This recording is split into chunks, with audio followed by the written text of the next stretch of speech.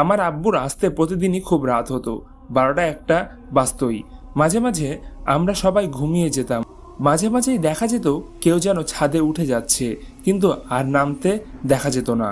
আবার প্রায় প্রতি রাতে বাচ্চার কান্নার আওয়াজ পাওয়া যেত। প্রায় বিকেলে দেখা যেত খালি গায়ের কালো কুচকুচে একটা বাচ্চা সিঁড়ি বেয়ে ছাদে যাচ্ছে। মাঝে মাঝে একটা কালো বোরখা পরা মহিলাকেও দেখা যেত। আমরা সবাই বাচ্চাটা আর মহিলাটাকে খুঁজতে ছাদে যেতাম, কিন্তু খুঁজে পেতাম না। আর একদিন আমাদের ফ্ল্যাটের আন্টির বাসার সবাই গ্রামে ঘুরতে যায়। সে একা ছিল। আমি আর আমার এক বন্ধু আন্টিদের বাসায় বসে টিভি দেখছিলাম। হঠাৎ আমরা দুজন দেখলাম একটা ছোট ছেলে আমাদের পাশেই দাঁড়িয়ে আছে আর আমাদের দিকে তাকিয়ে আছে। ছেলেটা দেখতে অদ্ভুত ছিল। লাল একটা হাফ প্যান্ট পরা ছিল, খালি গায়ে, কুচকুচে কালো, গায়ে কাদা লেগে আছে। তখন আমি বেশ ছোটই ছিলাম। আমার বন্ধু ছেলেটাকে জিজ্ঞেস করে, তুমি কি করে এলে এখানে? তুমি কে? না বলে অন্য কারো বাসায় ঢুকেছো কেন? ছেলেটা কোনো কথা না বলে আমাদের দিকে তাকিয়েছিল। হঠাৎ কি মনে করে জানি আমি চিৎকার করে আন্টি আর আম্মুকে ডাকতে লাগলাম।